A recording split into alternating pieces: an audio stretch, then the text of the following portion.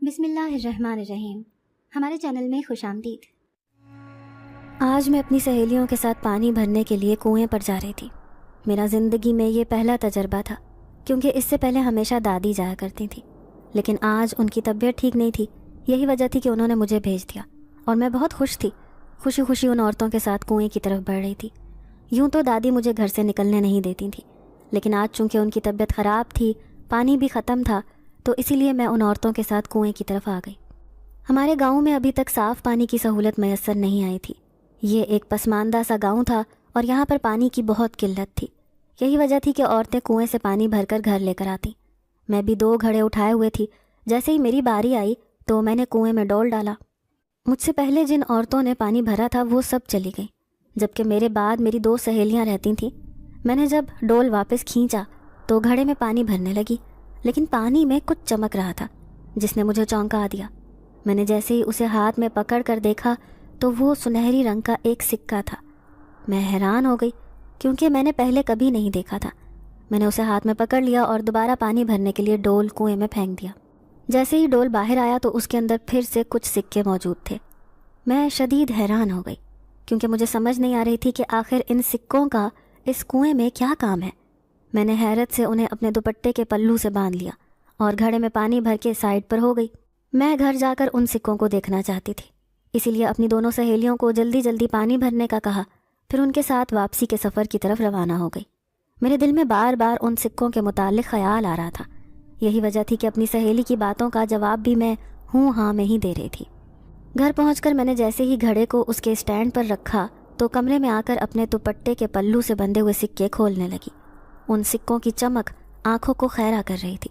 دیکھنے میں وہ سکے قیمتی معلوم ہوتے تھے، لیکن جس طرح کے وہ سکے تھے وہ میں نے آج تک کبھی نہیں دیکھا تھا۔ ناظرین، اگر آپ کو آج کی یہ کہانی اچھی لگی ہو تو ویڈیو کو لائک ضرور کریں۔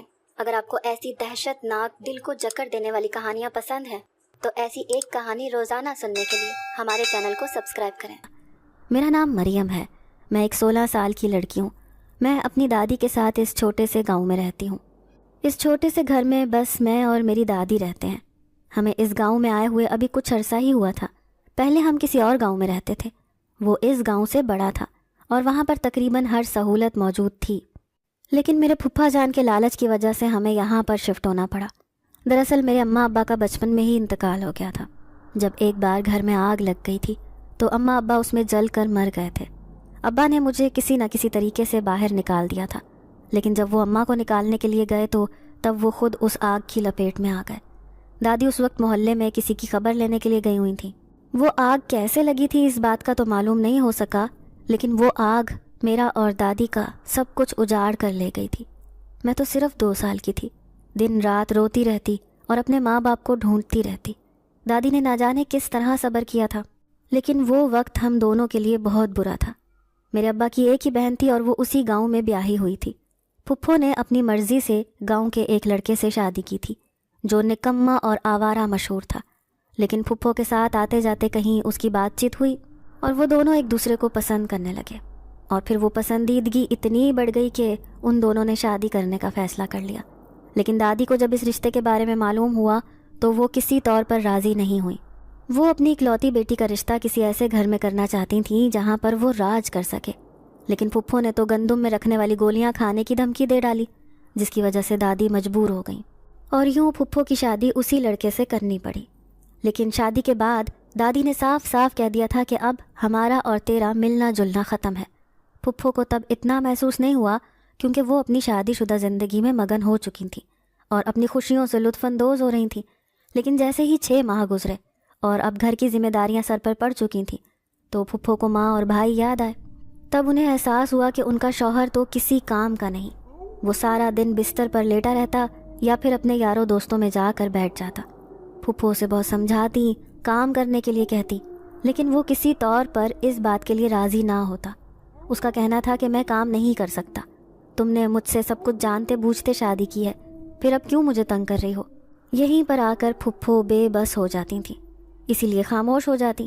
لیکن جب پھپھو کو اپنی ضرورتوں کے لیے اپنی ساس یا ماں کے آگے ہاتھ پھیلانا پڑتے تو انہیں بہت برا لگتا۔ وہ اپنے شوہر کو بہت دفعہ سمجھا چکی تھیں، لیکن وہ آدمی ڈھیٹ مٹی کا بنا ہوا تھا، کسی طور پر یہ بات نہ مانتا۔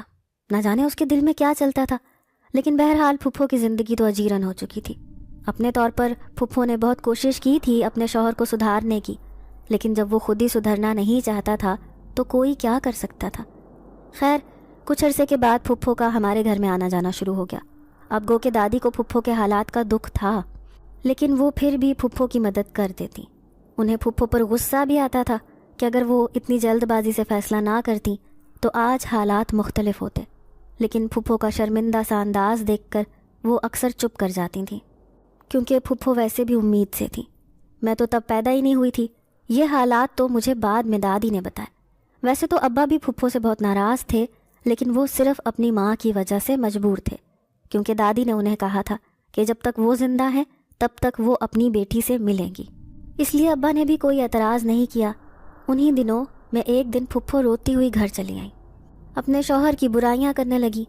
دادی پہلے تو چپ چاپ سنتی رہی، پھر تنگ آ کر کہنے لگی کہ یہ فیصلہ تیرا اپنا تھا، اب کیوں ایسے رو رہی ہے؟ دادی کی بات سن کر پھپھو اور زیادہ شدت سے رونے لگی، کہنے لگی کہ فیصلہ بے شک میرا اپنا تھا، لیکن کہیں نہ کہیں آپ لوگ بھی اس بات کے ذمہ دار ہیں۔ اگر آپ موقع پر مجھے سمجھا دیتے تو میں سمجھ جاتی۔ پھپھو نے دادی سے کہا اور پھر ذرا جھجک کر دادی سے کہنے لگی کہ مجھے جائیداد میں سے اپنا حصہ چاہیے، کیونکہ میرے شوہر کو کام کرنے کے لیے کچھ رقم کی ضرورت ہے جو کہ ان کے پاس نہیں ہے، اس لیے میں نے سوچا کہ میں اپنا حصہ مانگ کر ان کی ضرورت پوری کر دیتی ہوں، ہمارے گھر کا نظام تو ٹھیک ہو جائے گا۔ پھپھو نے نظریں چراتے ہوئے دادی سے کہا۔ دادی چند لمحے تو خاموشی سے پھپھو کو گھورتی رہیں، پھر کہنے لگی کہ یہ تیرا نہیں بلکہ اس کا فیصلہ ہے۔ ٹھیک ہے، اگر تجھے اپنا حصہ چاہیے تو میں تیرے بھائی سے کہہ دوں گی، وہ تجھے پہنچا دے گا۔ پھپھو چپ کر کے تھکے ہوئے انداز میں اٹھ کر اندر کمرے میں چلی گئی۔ پھپھو کو حصہ دینے کے معاملے پر دادی نے ابا کو کس طرح سمجھایا، یہ ایک الگ کہانی ہے۔ بہرحال پھپھو کا جو حصہ بنتا تھا انہیں دے دیا گیا۔ پھپھو بہت خوش تھی، ان کا شوہر بھی خاص طور پر شکریہ ادا کرنے کے لیے آیا تھا۔ اسی طرح کچھ دن تو بہت سکون سے گزر گئے، لیکن 1 مہینے کے بعد وہ پھر روتی ہوئی آئیں، کہنے لگی کہ اس ذلیل شخص نے میرے سارے پیسے برباد کر دیے، اپنی عیاشی کرنے کے چکروں میں میرے حصے کے سارے پیسے کھا گیا ہے۔ نہ تو اس نے کوئی کام کیا ہے نہ ہی مجھے کرنے دیا، بلکہ خاموشی سے وہ سارے پیسے کھا گیا۔ پھپھو نے روتے روتے کہا تو دادی کو بے حد افسوس ہوا، کہنے لگی ہم نے تجھے تیرا حصہ دے دیا تھا، اب تو جانے اور وہ، میرے لیے آج سے تو مر گئی، تو صرف اس کی بیوی رہ گئی ہے، میری بیٹی تو کہیں سے ہے ہی نہیں۔ یہ کہتے ہوئے دادی کی آواز بھرا آ گئی اور وہ رونے لگی، لیکن بہرحال اس دن کے بعد پھپھو نے دوبارہ میکے میں قدم نہیں رکھا۔ اسی دوران میں میری بھی پیدائش ہو گئی۔ پھپھو نے گھر پر آنا جانا چاہا، لیکن دادی نے انہیں منع کر دیا اور گھر میں آنے نہیں دیا۔ اس بات کو پھپھو نے انا کا مسئلہ بنا لیا اور دوبارہ کبھی ادھر کا رخ نہیں کیا۔ کچھ عرصے کے بعد جب میں 2 سال کی تھی تو گھر میں آگ لگ گئی، جس کی بدولت اماں ابا کا انتقال ہو گیا اور میں اور دادی بچ گئے۔ ہمارے لیے یہ صدمہ بہت بڑا تھا، لیکن اس سے بھی برے حالات تب پیش آئے جب اچانک اس صدمے کی حالت میں پھپھو نے گھر میں آنا شروع کر دیا۔ اب پھپھو کے شوہر بھی اکثر ان کے ساتھ ہوتے، یوں ان دونوں کا اس گھر میں آنا جانا بڑھ گیا، اور دادی بیچاری کو پتہ ہی نہیں چلا کب پھپھا نے جائیداد کے کاغذات غائب کیے اور کب اپنے نام کروا لیے۔ ہمیں تو تب خبر ہوئی جب ایک دن وہ دونوں اسی گھر میں آ گئے اور ادھر ہی رہنے لگے۔ کچھ دنوں تک تو دادی نے برداشت کیا، لیکن پھر ایک دن انہیں کہنے لگی کہ اب تم لوگ اپنے گھر جاؤ، یہاں پر اتنے دن رہنا مناسب نہیں ہے، میں اب ٹھیک ہوں۔ لیکن آگے سے پھپھو اور ان کے شوہر نے جو کچھ کہا اس نے تو دادی کے پیروں تلے سے زمین ہی سرکا دی۔ ان کا کہنا تھا کہ یہ گھر ہمارا ہے اور تم نے خود ہمارے نام کیا ہے، اس لیے یہاں سے ہم نہیں تم جاؤ گے۔ پھپھو کی یہ بات سن کر دادی حیران رہ گئی، کہنے لگی کہ تم اپنے حواسوں میں تو ہو، تمہیں ذرا احساس بھی ہے کہ تم کیا کہہ رہی ہو۔ پھر پھپھا نے دادی کو جائیداد کے کاغذات دکھائے جن کے اوپر دادی کے انگوٹھے لگے ہوئے تھے۔ دادی تو یہ دیکھ کر اپنا سینہ پیٹنے لگی اور نہ جانے کس طرح مجھے اپنے ساتھ لے کر اس چھوٹے سے گاؤں میں آ گئی۔ میں اب 4 سال کی ہو چکی تھی۔ دادی کو پھپھو کی اس حرکت کا بہت دکھ تھا، انہیں سمجھ نہیں آ رہی تھی کہ وہ کس طرح اس سے اپنی جائیداد واپس لیں۔ یہ گاؤں دادی کی ایک سہیلی کا تھا، وہ یہاں پر رہتی تھی، اس لیے دادی اس کے پاس چلی گئیں۔ یہاں پر آ کر انہوں نے ایک چھوٹا سا گھر لے لیا۔ زندگی گزارنے کے لیے یہاں پر دادی کو چھوٹے موٹے کام کرنے پڑتے۔ دادی اسی میں خوش تھی، میری پرورش کرنے لگی، لیکن ان کے دل سے پھپھو اور اس کے شوہر کے لیے آہ نکلتی تھی۔ وقت اسی طرح گزرتا رہا۔ دادی نے مجھے بڑا سنبھال سنبھال کر رکھا، کیونکہ انہیں ابھی بھی پھپھو اور ان کے شوہر سے ڈر تھا۔ ان کے بارے میں اڑتی پڑتی خبریں آتی رہتی تھیں۔ پھپھو کا شوہر بہت زیادہ عیاش آدمی تھا، بے دریغ دادی کی دولت لٹا رہا تھا، لیکن دادی ابھی صبر کر کے بیٹھی ہوئی تھی۔ میں اب 16 سال کی ہو چکی تھی۔ یہاں پر اس گاؤں میں میرا دل لگ چکا تھا۔ چھوٹا سا گاؤں تھا اور یہاں کے لوگ بھی بہت اچھے اور حساس تھے۔ دادی کا بھی یہاں پر سب بہت عزت اور احترام کرتے تھے کہ اچانک سے آج کل دادی کی طبیعت کافی زیادہ خراب ہو گئی۔ انہیں بدلتے موسم نے آ گھیرا، جس کی بدولت ان کی طبیعت خراب ہو گئی۔ ان کی جگہ پر میں کنویں پر چلی آئی۔ یہاں پر مجھے پانی نکالتے ہوئے چند سنہری سکے ملے۔ میں نے انہیں اپنے دوپٹے کے پلو میں باندھ لیا، لیکن گھر آ کر جب کھول کر دیکھا تو بہت حیران ہوئی۔ مجھے یقین نہیں آ رہا تھا کہ یہ سنہری سکے کنویں کے پانی سے برآمد ہوئے ہیں۔ ابھی میں انہیں دیکھ ہی رہی تھی کہ اتنے میں دروازے پر دستک ہوئی، ساتھ ہی ایک فقیر کی صدا بلند ہوئی۔ وہ خیرات مانگ رہا تھا۔ میں جلدی سے اٹھی اور ایک برتن میں تھوڑا سا آٹا نکال کر اس کے لیے لے گئی۔ دادی کا ہمیشہ سے یہ حکم ہوتا تھا کہ کوئی بھی فقیر خالی ہاتھ نہ جانے پائے، ہر ایک کی ضرورت پوری کرو اگر تم اس کی استطاعت رکھتے ہو۔ یہی وجہ تھی کہ جیسے ہی کوئی فقیر صدا لگاتا تو میں اسے ضرور کچھ نہ کچھ دے کر بھیجتی۔ میں جیسے ہی اس کے تھیلے میں آٹا ڈالنے لگی تو وہ کہنے لگا کہ آج تمہیں جو چیز ملی ہے اسے سنبھال کر رکھنا، تمہارے لیے وہ بہت فائدے مند ہوگی۔ اس فقیر کی یہ بات سن کر میں نے حیرانی سے پوچھا، تمہیں کیسے معلوم مجھے کیا ملا ہے؟ تو وہ کہنے لگا کہ اس کنویں سے کبھی کسی کو کچھ نہیں ملا، لیکن تمہیں ملا ہے، تو اس کی حفاظت کرنا اور اپنے پاس سنبھال کر رکھنا۔ اس فقیر کی بات نے میرے رونگٹے کھڑے کر دیے۔ میں گھبرا گئی۔ اس نے اپنا چہرہ چادر سے چھپا رکھا تھا۔ وہ کافی لمبا چوڑا اور اونچا آدمی تھا۔ میں ایک دم گھبرا گئی، دروازہ بند کر کے اندر آ گئی۔ میرے دل کی دھڑکنیں تیز ہو گئیں۔ سمجھ نہیں آ رہی تھی کہ آخر وہ کون تھا جسے یہ سب معلوم ہوا، اور اگر یہ سکے اس نے پھینکے تھے تو پھر اس نے مجھ سے واپس کیوں نہیں مانگے؟ میں حیرانی سے یہ سب سوچتی ہوئی اندر آ گئی۔ دادی نے کہا کہ اتنی دیر سے مجھے آواز دے دی اور کہنے لگیں کہ بیٹا میرے لیے پانی لے آ۔ دادی کی طبیعت اس وقت بہت خراب تھی، مجھے ان کی بہت فکر ہو رہی تھی۔ میں جلدی سے دادی کے لیے پانی لے کر ان کے پاس چلی گئی۔ دادی نے ابھی 2 گھونٹ ہی پانی پیا تھا کہ ان کو کھانسی آ گئی اور ایک دم سے وہ شدید کھانسنے لگی۔ مجھے صحیح معنوں میں تشویش ہو رہی تھی، کیونکہ دادی کے علاوہ میرا اور تھا ہی کون۔ میں دادی کی کمر سہلانے لگی اور پیچھے تکیہ رکھ کر انہیں بٹھا دیا۔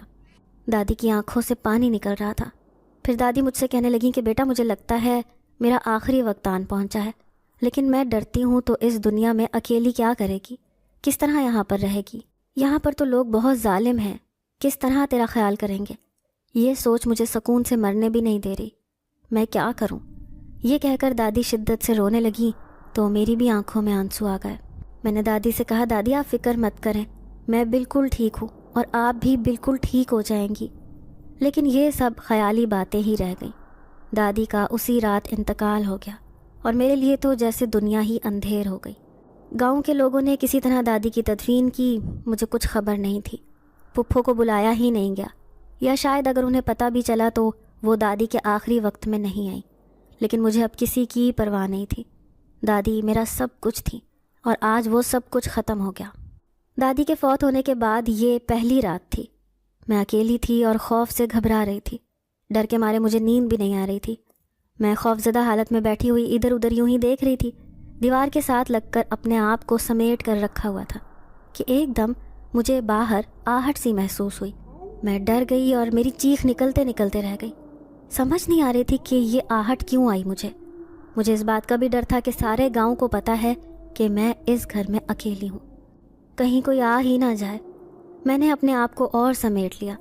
اسی اثنا میں مجھے صحن میں ایک روشنی سی محسوس ہوئی۔ اب تو میری گھبراہٹ کا عالم ہی کچھ اور تھا۔ میں نے ڈرتے ڈرتے آواز دی، کون ہے؟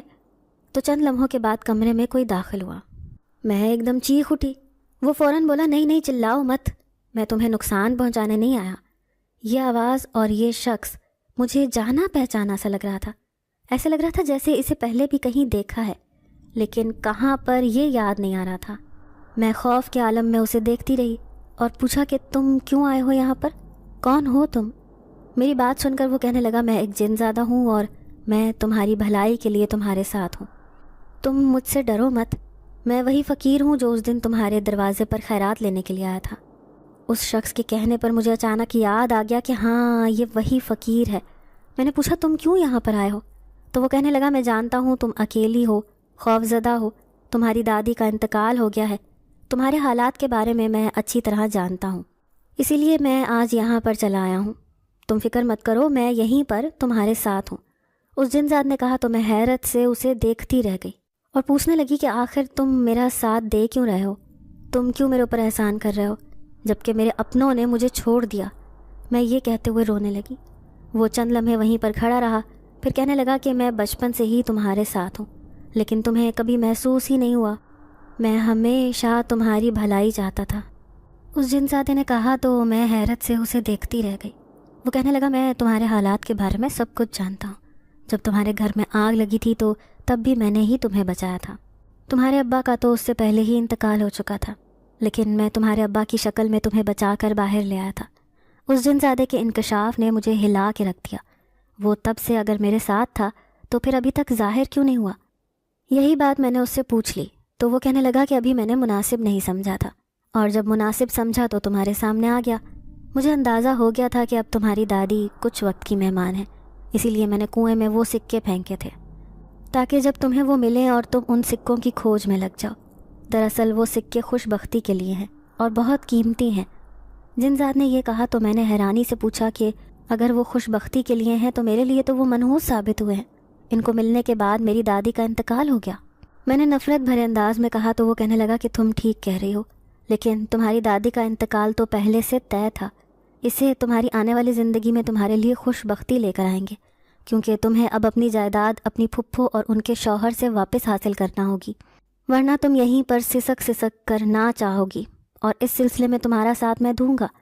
جنزادے نے کہا تو میں نے حیرت سے اسے دیکھا اور کہا کہ میں کیسے ان سے اپنی جائیداد حاصل کر سکتی ہوں جبکہ ان لوگوں نے دادی کے ساتھ اتنا دھوکہ کیا، میرے ماں باپ کے ساتھ اتنا دھوکہ کیا، تو وہ مجھے کیسے واپس دے دیں گے؟ میری بات سن کر مجھے جنزاد مسکرا کر دیکھنے لگا، کہنے لگا میں نے کہا نا اس سلسلے میں تمہارا ساتھ میں دوں گا، تم ذکر مت کرو۔ یہ بات اس کے لہجے میں کہتے ہوئے عجیب سا انداز چھپا ہوا تھا جسے میں محسوس تو نہ کر پائی، لیکن اب مجھے ایک بات کا اطمینان ہو گیا تھا کہ میں اس گھر میں اکیلی نہیں ہوں۔ وہ جنزادہ میرا خیال رکھنے کے لیے ہے اور میرے ساتھ ساتھ ہے۔ میں بہت مطمئن سی ہو گئی اور پھر میں نے سکون سے سو گئی۔ اس رات کے بعد سے اب میں ہر رات سکون سے سوتی۔ گھر میں کھانے کے لیے کچھ ہے یا نہیں مجھے اس بات کی فکر نہیں ہوتی تھی، کیونکہ وہ جنزادہ میرے لیے کھانے کا انتظام کرتا تھا۔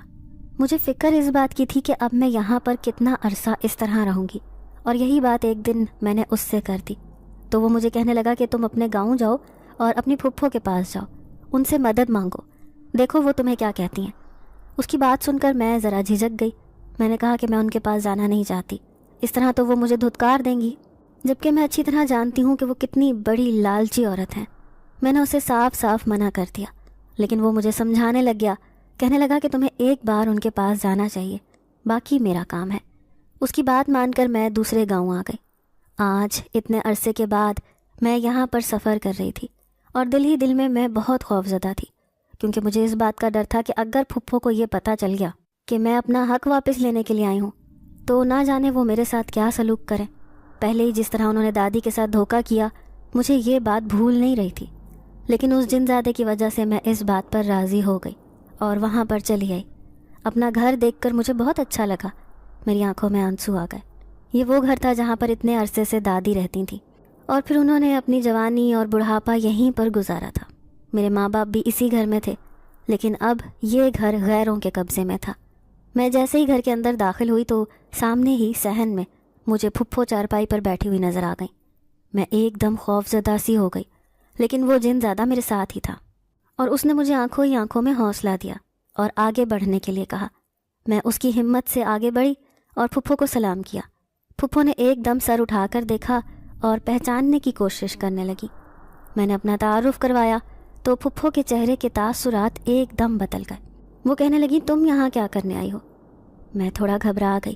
میں نے دوبارہ اس جنزادے کی طرف دیکھا اور اس نے مجھے ہمت دی تو میں نے روتے ہوئے پھپھو سے کہا کہ پھپھو دادی کا انتقال ہو گیا ہے، آپ تو دادی کے انتقال پر بھی نہیں آئیں، میں وہاں پر اکیلی رہ گئی تھی اس لیے آپ کے پاس چلی آئی۔ میں اکیلی کیسے رہ سکتی ہوں؟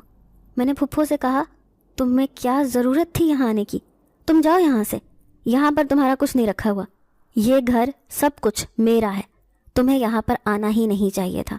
انہوں نے مجھ سے عجیب نفرت اور بیزاری بھرے انداز میں کہا تو میں انہیں دیکھتی رہ گئی۔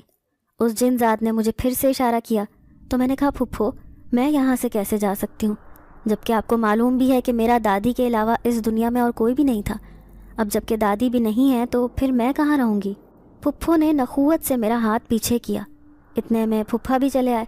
انہوں نے جو یوں مجھے کھڑے ہوئے دیکھا تو ٹھٹک گئے، پھپھو سے پوچھنے لگے کہ یہ کون ہے؟ پھپھو نے میرا تعارف کروایا تو وہ کہنے لگے کہ تم یہاں پر کیا کرنے آئی ہو؟ ان کے عجیب سے انداز پر میں تھوڑا سا سمٹ گئی، کہنے لگی کہ دراصل دادی کا انتقال ہو گیا ہے، میرا اس دنیا میں کوئی نہیں ہے، میں اسی لیے پھپھو کے پاس آئی ہوں۔ میں نے جھجکتے ہوئے کہا تو وہ چند لمحے کھڑے کچھ سوچتے رہے، پھر پھپھو سے کہنے لگے اسے گھر میں رکھ لو، جبکہ پھپھو نے ایک دم سر اٹھا کر انہیں دیکھا، کہنے لگی تم کیوں اسے رکھنا چاہتے ہو؟ کل کو یہ جائیداد میں سے اپنا حصہ مانگے گی۔ لیکن پھپھو کی بات کو پھپھا نے نظر انداز کر دیا، کہنے لگے کوئی بات نہیں، تم ابھی اسی گھر میں رہنے کی اجازت دے دو۔ پھپھا یہ کہہ کر وہاں سے چلے گئے، جبکہ پھپھو نے نفرت سے منہ پھیر لیا۔ میرا دل کٹ کے رہ گیا، میں یہاں پر رہنا نہیں چاہتی تھی، لیکن نہ جانے اس جن زادے کے دماغ میں کیا چل رہا تھا جو مجھے یہاں رہنے کے لیے بھیج دیا۔ پھپھو کا یہ رویہ میرا دل توڑ رہا تھا، آخر اتنا بھی کیا سخت اور پتھر دل ہونا کہ اپنے خون سے ہی منہ موڑ لیا جائے، لیکن نہ جانے کیوں پھپھو ایسی ہو گئی تھی۔ میں خاموشی سے اندر کمرے میں چلی آئی۔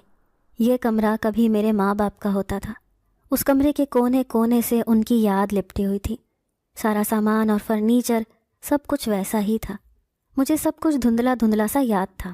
دادی کا خیال بار بار آ رہا تھا، دادی نے کیسے اتنا شاندار سا گھر چھوڑ کر اس چھوٹے سے گھر میں گزارا کیا۔ میں یہ سمجھ سکتی ہوں یہ سب کتنا مشکل ہوتا ہے۔ میں رو رہی تھی کہ اچانک مجھے اپنے قریب آہٹ محسوس ہوئی۔ میں نے سر اٹھایا تو وہ جن زادہ میرے پاس ہی کھڑا تھا، مجھے کہنے لگا ہمت کرو، ابھی تمہیں بہت آگے جانا ہے، بہت کچھ برداشت کرنا پڑے گا، اپنے حق کے لیے یہ سب کچھ برداشت تو کرنا پڑتا ہے۔ اس جن زادے نے مجھے ہمت دلاتے ہوئے کہا تو میں نے اسے کہا کہ میں یہاں پر صرف تمہاری وجہ سے ہوں، ورنہ میں کبھی یہاں پر نہ آتی، لیکن تم نے مجھے مجبور کیا تھا، اسی وجہ سے میں یہاں پر آ گئی۔ میں نے اس جن زادے سے کہا تو وہ کہنے لگا کہ میں سمجھ سکتا ہوں تمہارے لیے یہاں پر رہنا کتنا مشکل ہے، لیکن تم میرا یقین کرو، کچھ ہی وقت کی بات ہے، تمہیں تمہارا حق مل جائے گا اور ان دونوں کو عبرتناک سزا ملے گی۔ اس جن زاد نے مجھے ہمت دلاتے ہوئے کہا تو میں بھی خاموش ہو گئی، وقت کا انتظار کرنے لگی۔ تاہم یہ رات مجھ پر بہت بھاری تھی، ساری رات میں نے جاگ کر گزار دی، مجھے نیند ہی نہیں آ رہی تھی۔ نہ جانے کیوں میری چھٹی حص مجھے کسی خطرے کا اشارہ دے رہی تھی، لیکن مجھے اس بات کی سمجھ نہیں آ رہی تھی کہ آخر کیا ہونے جا رہا ہے۔ اس جن زادے کے بھروسے میں یہاں پر آ تو گئی تھی، لیکن مجھے یہ معلوم نہیں تھا کہ آگے اب اس سے آگے کیا ارادہ ہے۔ رات بہت مشکل سے تھوڑی سی نیند آئی، پھر صبح میں جلدی اٹھ گئی۔ بڑے جھجکتے ہوئے میں باہر آئی تو پھپھا میرے سامنے ہی صحن پر بیٹھے ہوئے تھے، بڑے عجیب سی نظروں سے انہوں نے میری طرف دیکھا۔ میں خواہ اپنا دوپٹہ درست کرنے لگی۔ میں نے سلام کر کے ان سے پھپھو کے بارے میں پوچھا تو وہ کہنے لگے کہ ابھی وہ حویلی کی طرف گئی ہے، کچھ دیر تک آ جائے گی۔ پھپھا نے کہا تو میں چند لمحے وہیں کھڑی رہی، پھر اندر آ گئی۔ مجھے عجیب سا احساس ہو رہا تھا، میں ابو کا انتظار کر رہی تھی۔ کچھ دیر کے بعد پھپھو کی آواز آئی تو میں دوبارہ باہر آ گئی۔ میں نے پھپھو کو سلام کیا تو انہوں نے نفرت سے منہ پھیر لیا اور مجھے کوئی جواب نہیں دیا۔ میں شرمندہ سی ہو کر وہیں ان کے قریب ہی بیٹھ گئی۔ مجھے کچھ دیر کے بعد وہ کہنے لگی کہ اگر تمہیں بھوک لگی ہے تو کچن میں جا کر دیکھ لو، جو پڑا ہے کھا لو، مجھ سے کسی قسم کی امید مت رکھنا کہ میں تمہاری چاکریاں کرتی پھروں گی۔ پھپھو کے اتنے برے انداز پر مجھے بڑا افسوس ہو رہا تھا، تاہم میں کچھ نہیں بولی اور پھر بھی میں ویسی بیٹھی رہی۔ مجھے ابھی بھوک محسوس نہیں ہو رہی تھی، اسی لیے چپ چاپ وہیں پر بیٹھ گئی۔ تاہم کچھ دیر کے بعد وہ کہنے لگیں کہ لڑکی اگر تمہیں چائے بنانی آتی ہے تو مجھے بنا کر لا دو۔ میں سر ہلاتی ہوئی اٹھ کھڑی ہوئی اور کچن کی طرف آ گئی۔ سچ تو یہ تھا کہ مجھے کچھ بھی نہیں بنانا آتا تھا، میں اسی لیے اب چولہے کے آگے کھڑی پریشان سی چولہے کو ہی دیکھے جا رہی تھی کہ آخر چائے کیسے بناتے ہیں۔ اسی دم مجھے آہٹ محسوس ہوئی تو میں خوفزدہ ہو گئی، لیکن شکر ہے وہاں پر وہ جن زادہ ہی کھڑا تھا۔ اس نے جب میری پریشانی دیکھی تو اسے سمجھ آ گئی، کہنے لگا تمہیں چائے بنانی نہیں آتی؟ میں نے نام میں سر ہلا دیا تو اس نے مجھے چائے بنانی سکھائی۔ میں نے اپنے لیے بھی 1 کپ کی فرمائش کر دی اور یوں جیسے ہی چائے بنی میں کپ لے کر باہر آئی اور پھپھو کو پکڑانے لگی، لیکن پھپھا کی انگلیاں میرے ہاتھ سے نامحسوس انداز میں ٹکرانے لگیں، جس کی بدولت میرے جسم میں کرنٹ سا دوڑ گیا۔ میں کانپ گئی اور جلدی سے کپ چھوڑ دیا۔ گھبرا کر پھپھا کی طرف دیکھا تو وہ عجیب سے انداز میں مسکرا رہے تھے۔ میں پیچھے ہٹ گئی۔ پھپھا نے جیسے ہی چائے پی تو انہیں وہ بہت پسند آئی، لیکن مجھے پھپھا سے عجیب سا خوف محسوس ہو رہا تھا۔ ایسے لگ رہا تھا جیسے پھپھا جان بوجھ کر میرے ساتھ ایسا کر رہے ہیں۔ میں اپنا کپ لے کر اندر کمرے میں آ گئی۔ یہ شکر ہے کہ پھپھو کسی معاملے میں دخل اندازی نہیں کر رہی تھی۔ مجھے پھپھو کا یہ رویہ اچھا نہیں لگ رہا تھا۔ نہ جانے کیوں وہ مجھ سے اس طرح بے رخی برت رہی تھی۔ میں نے تو اپنا حق بھی نہیں مانگا تھا۔ پھپھو میرے ساتھ یہ سب کچھ کر رہی تھی اور مجھے یہ بالکل بھی اچھا نہیں لگ رہا تھا۔ مجھے یہاں پر آئے ہوئے 1 ہفتہ ہو گیا تھا اور اب میں کافی حد تک پھپھو کا مزاج سمجھ گئی تھی، لیکن پھر بھی مجھے پھپھو کی طرف سے دھڑکا ہی لگا رہتا۔ پھپھو مجھ سے ضرورتاً بھی بات نہیں کرتی تھی، لیکن پھر بھی اتنا ہی بہت تھا کہ انہوں نے اپنے گھر میں مجھے رہنے کی اجازت دے دی تھی۔ مجھے اب یہاں پر رہتے ہوئے 10 دن سے زیادہ ہو چکے تھے اور مجھے ابھی تک یہ بات سمجھ نہیں آئی تھی کہ آخر وہ جن زیادہ تھا وہ کیا چاہتا تھا، وہ مجھ سے کیا کروانا چاہتا ہے، کیونکہ اس نے ابھی تک مجھے کوئی بھی اشارہ نہیں کیا تھا۔ میں اس کی منتظر تھی کہ وہ مجھے بتاتا، پھر ہی میں پھپھو سے اپنے حصے کی بات کرتی، لیکن اس نے تو مجھ سے کچھ بھی نہیں کہا۔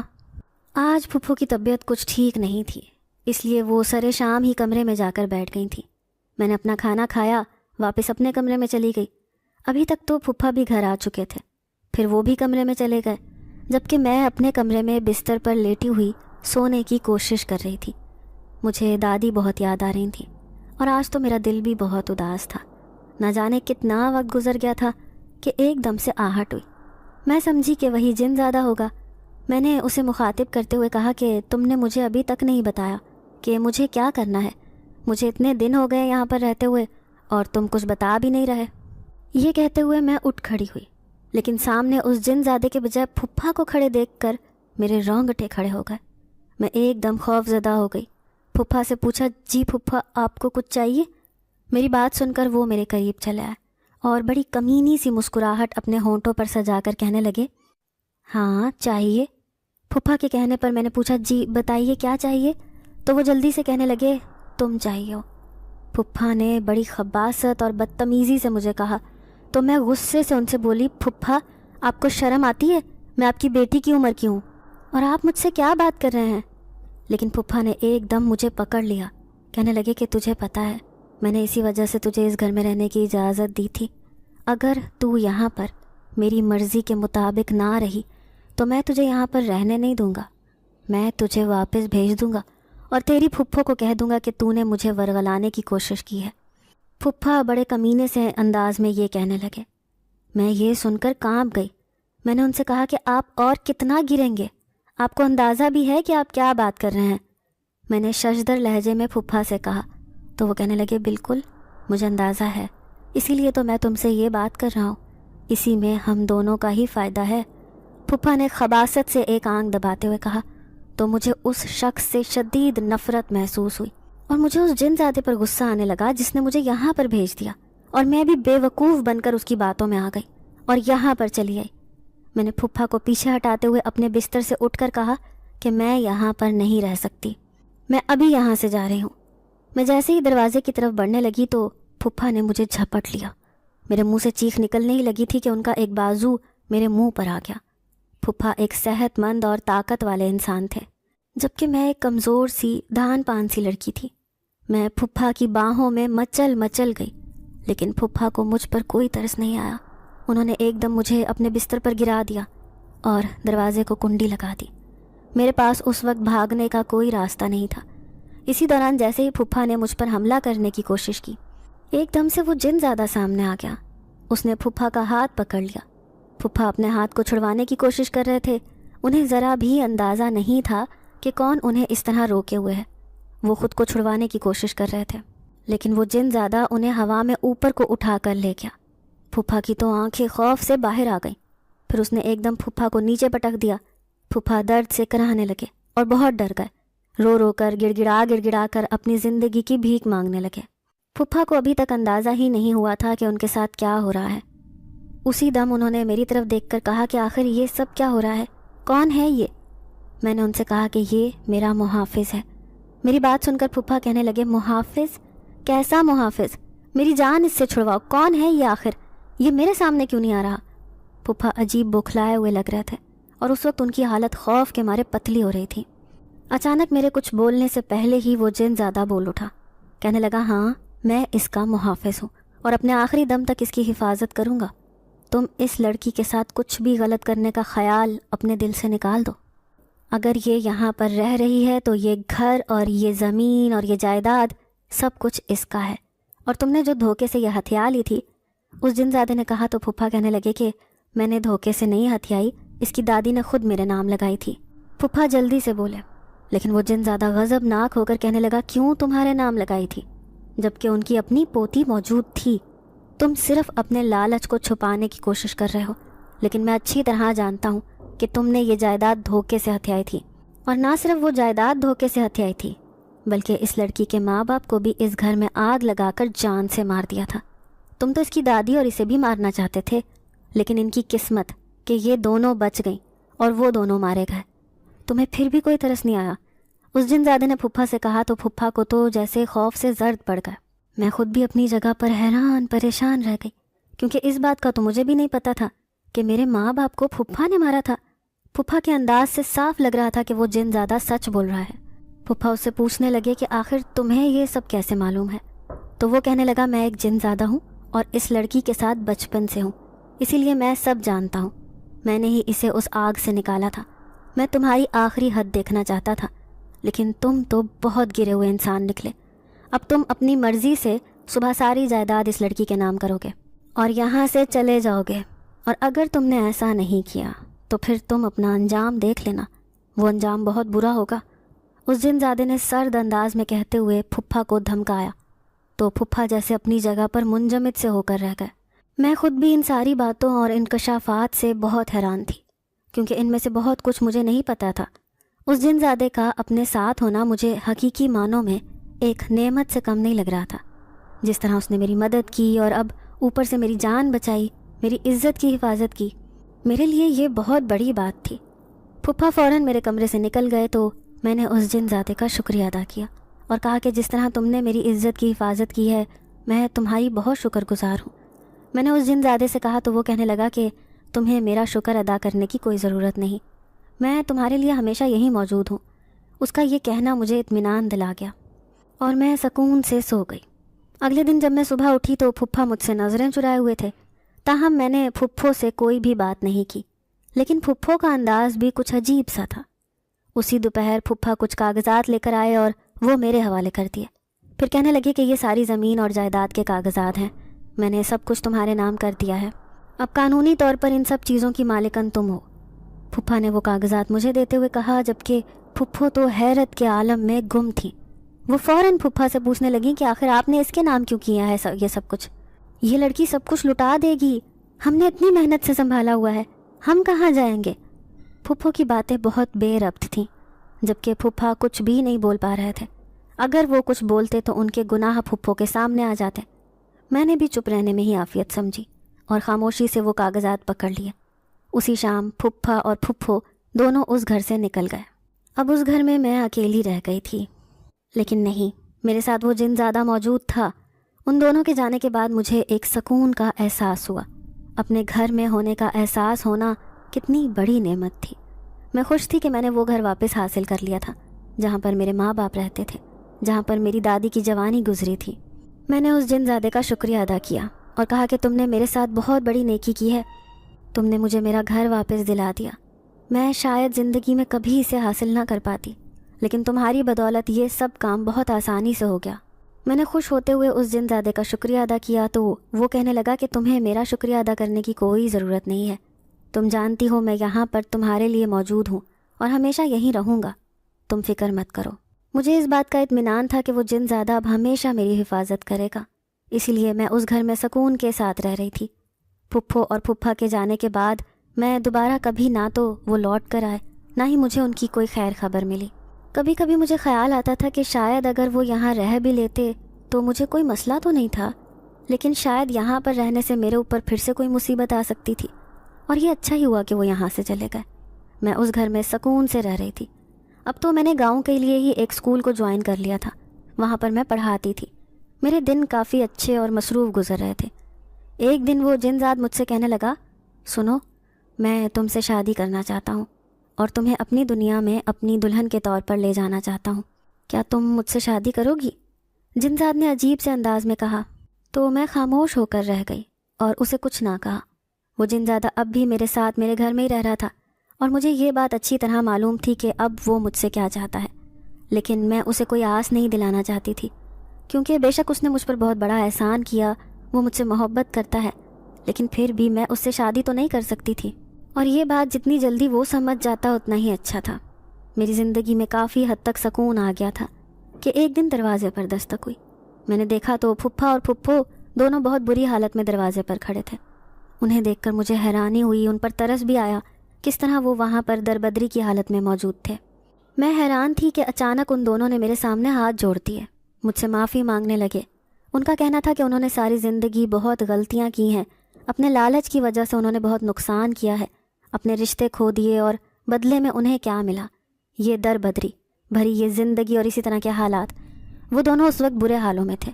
ان دونوں سے میں بات تو نہیں کرنا چاہتی تھی، لیکن پھر بھی نہ جانے کیوں میں انہیں اپنے گھر کے اندر لے آئی۔ شاید میرے اندر میری دادی کی تربیت تھی، اور اس وقت مجھے دادی کی بات یاد آ گئی کہ معاف کر دینے والا بدلہ لینے والے سے زیادہ بہتر ہوتا ہے۔ اب وہ دونوں میرے ساتھ میرے گھر میں ہی رہ رہے تھے، لیکن اب حالات پہلے سے مختلف تھے۔ پھپھا کسی کی زمین ٹھیکے پر لے کر وہاں کام کرنے جاتے تھے، جبکہ پھپھو گھر کا سارا کام کرتی اور اس کے ساتھ ساتھ وہ ایک ماں کی طرح میرا خیال رکھتی۔ میرے دل سے ان کے کیے گئے ظلم ابھی بھلائے تو نہیں گئے تھے، لیکن پھر بھی اب درد کم ہو گیا تھا، اور میں اسی میں خوش تھی کہ کم سے کم ان دونوں کو اپنی غلطی کا احساس ہو گیا تھا اور مجھے میرا گھر اور جائیداد واپس مل گئی تھی۔ ایسے میں کبھی کبھی وہ جن زیادہ مجھ سے شکوہ بھی کرتا تو میں اسے نظر انداز کر دیتی۔ میرے لیے یہی بہت تھا کہ وہ ابھی بھی میرے ساتھ موجود تھا، اور میری بے رخی اور بے اعتنائی کو اس نے انا کا مسئلہ نہیں بنایا تھا۔ آخر میں اسے کھونے کا حوصلہ تو نہیں رکھتی تھی نا۔ ناظرین، اگر آپ کو آج کی یہ کہانی اچھی لگی ہو تو ویڈیو کو لائک ضرور کریں۔ اگر آپ کو ایسی دہشت ناک دل کو جکڑ دینے والی کہانیاں پسند ہیں تو ایسی ایک کہانی روزانہ سننے کے لیے ہمارے چینل کو سبسکرائب کریں۔ اجازت چاہتے ہیں، اللہ حافظ۔